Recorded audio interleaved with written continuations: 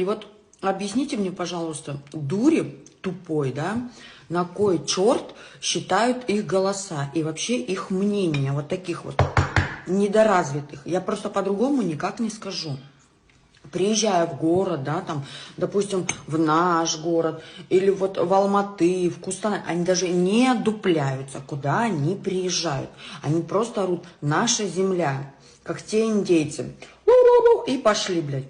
Все. А зачем, почему, мы не понимаем. Ну ладно, индейцы тоже воевали за свои земли. Один хер вот эти американцы, у них их отобрали, да. Ёб твою мать, нашла здесь политический деятель. Я вообще сюда не лезу, но меня просто раздражают, когда начинают орать. Смените улицы и наша земля, блядь. Что хотим, то и делаем. Ваша земля будет 2 на 2. Вот тогда там, что хотите, то и делаете, блядь. Все. Это мое мнение. Всем хорошего дня. Нет, и все-таки еще скажу, да. Вот орут. Переименуйте 40 лет октября, 50 лет октября и Восточная улица. Я хер его знает, почему, блядь, Восточную надо переименовать. Вот, ну, просто это моя какая-то душевная боль, потому что я жила, да, на этой Восточной улице, прошло все мое детство, вся моя юность.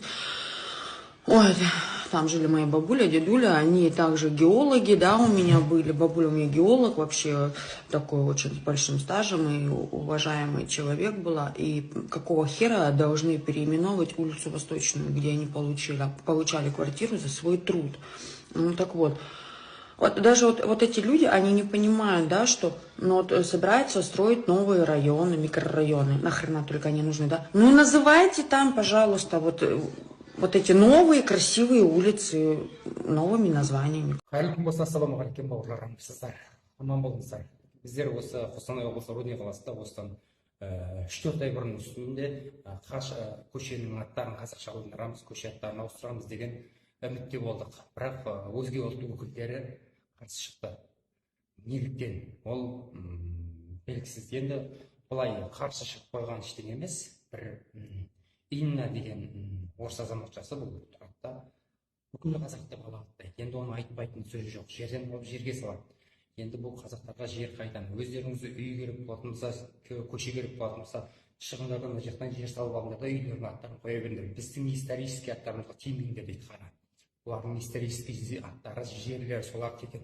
Біз айдалада жүр екенбіз, біздің Қазақстан деп. Енді оның енді айтпаған іс жоқ, бастарында дымы жоқ, ой, бараны анаудан мынау. Енді ол қаласындағы мынау өзге ұлт өкілдерінің қазаққа деген несі дейді, жаңағы көзқарасы қандай екенін бірден білесіздер. Қазақты қандай көретінін. Біз көпұлтты мемлекетпіз деп төсімізді сала алмай қояйық. Олар ондай деп сыйлап жүр, бізде демейді екен. Біздерді екінші сортқа қояды екен. Соның үшін қараңыздар, жалау алып шығып, қазақтың жалауы ғана жүрсін, Қазақстан бұл деген бауырымызды, оған дәлел ештеңе керек емес. Бірден алады да, ұстап алады да, 5 суткіге қамап тастайды. Не үшін ол? Ал мына 4 ай болды, біз шағымданған жеріміз жоқ.